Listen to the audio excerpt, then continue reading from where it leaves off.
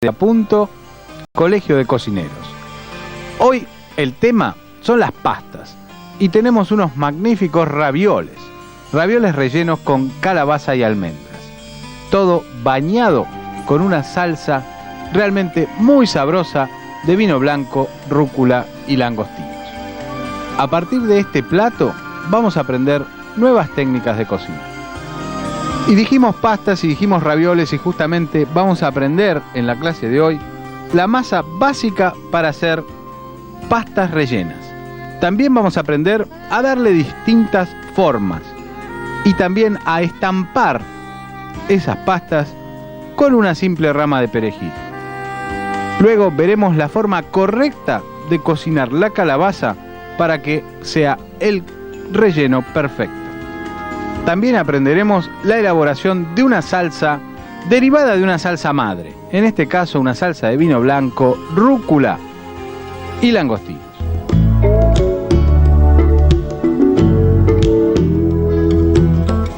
Comencemos entonces con los ingredientes para la realización de esta masa básica de pasta rellena. Agua, huevos enteros, o sea, clara y yemas, aceite de oliva y harina, teniendo en cuenta que si queremos que la pasta sea bien firme, preferentemente utilicemos harina triple ceros. Si queremos que sea un poco más sutil o suave, harina 4 ceros. Comenzamos entonces sobre la mesada bien limpia, colocando toda la cantidad de harina. Es necesario hacer un hueco, lo que nosotros llamamos un volcán, en el centro y ahí entonces colocar los huevos enteros.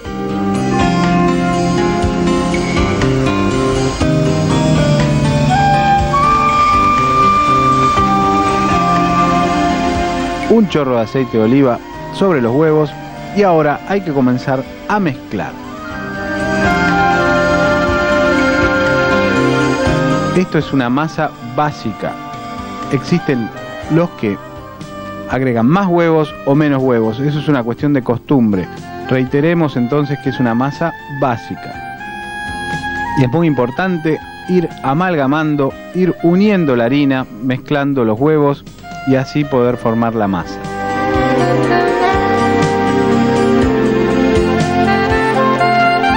Tenemos que tener en cuenta que esta va a ser una masa denominada al huevo, pero perfectamente se puede realizar la masa sin el uso de los huevos. También tenemos que tener en cuenta por qué se forma la masa. La harina tiene dos componentes principales. Por un lado el almidón, que va a absorber agua, y por otro lado el denominado gluten, que es la proteína de la harina, que se va a encargar de formar una red y darle elasticidad y tenacidad. Para que ello ocurra es necesario entonces amalgamar, mezclar bien y luego amasar. Ahí ya va tomando forma nuestro bollo y se seguirá amasando. Es muy importante entonces homogeneizar la masa en forma pareja y en forma constante. No es recomendable este movimiento, este arrastre, porque justamente esa red de sustentación que forma el gluten se estaría cortando. Entonces la masa no va a quedar bien elástica y bien tenaz. Luego de unos 10 minutos de amasado manual, fíjense cómo ha quedado este bollo elástico. Ahora es muy importante hacer reposar la masa tapada con un papel film para que no se seque.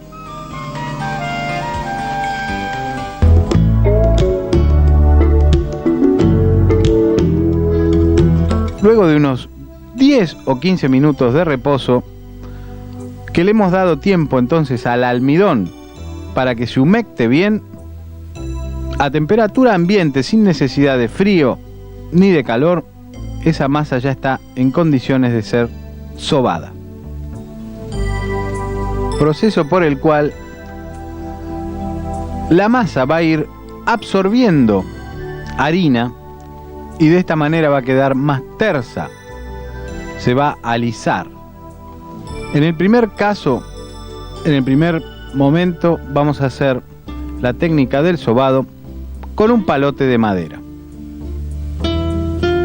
A medida que se va estirando, a medida que va rodando el palote, es necesario ir incorporándole harina y plegar la masa.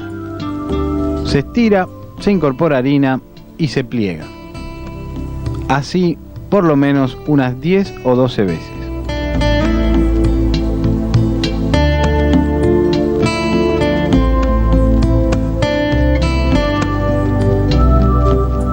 Fíjense cómo la masa se ha ido estirando y en este momento está realmente bien alisada y tersa. Una vez entonces que fue sobada, a esta masa ya solo queda cortarla para luego armar la pasta rellena. Pero ¿qué sucede si nosotros el palote, en lugar de hacerlo rodar sobre la masa, lo apretamos contra la misma, friccionamos la masa? Se producen estas irregularidades en la masa que no son convenientes para la futura cocción. Ahora vamos a utilizar otro sistema, con la misma masa del inicio, pero utilizando una máquina sobadora, una máquina manual.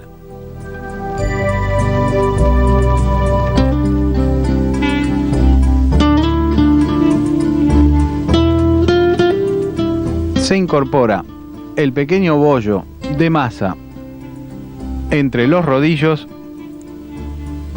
y se va sobando.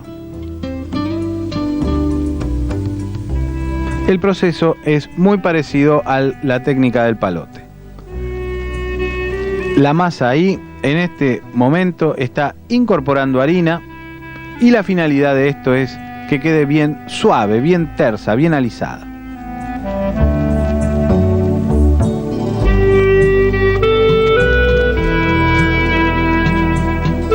Siempre hay que doblar antes de volver a incorporarla dentro de la máquina. Así, en una forma homogénea, la masa va incorporando la harina. Y antes de proseguir con la técnica, hagamos realmente un resumen de lo visto hasta ahora. En primer lugar, las fases del amasado se componen de la mezcla de los ingredientes: los huevos, la harina, agua y aceite de oliva. Luego viene el amasado propiamente dicho.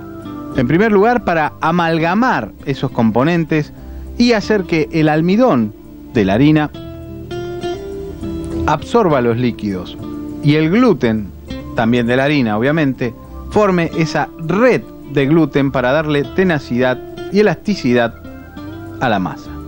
En tercer lugar, el reposo de la masa, donde el almidón va a lograr absorber todo el líquido de los huevos y el líquido obviamente del agua. Luego vimos la etapa del sobado, proceso por el cual la masa va a ir incorporando lentamente harina y entonces se va a formar bien alisada y tersa. Luego le sigue el estirado.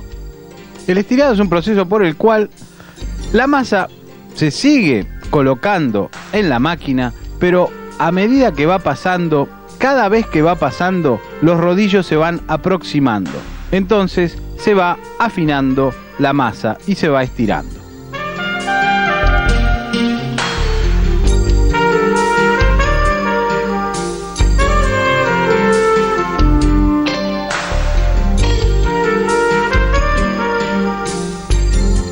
Y así, una vez que se le dio el grosor o espesor deseado, ya está estirada la masa y se procede al cortado. Es muy importante cortar placas parejas.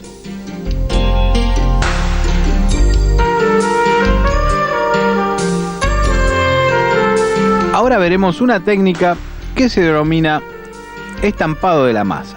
Consiste en intercalar entre dos placas de masa alguna hierba, en este caso perejil. Es importante que esté bien limpia la masa, que esté perfectamente estirada, amasada, y entonces se coloca la hierba fresca, que pueden ser hojas planas de albahaca, de perejil, de salvia, entre las dos láminas de masa, para luego volver a estirar con la máquina amasadora o sobadora manual.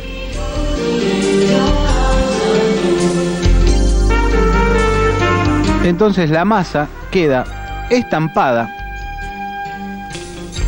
uniforme, con las hojas en su interior. Cuando sea cocinada, va a crear una suerte de transparencia, aparte del sabor propio de la hierba que fue utilizada.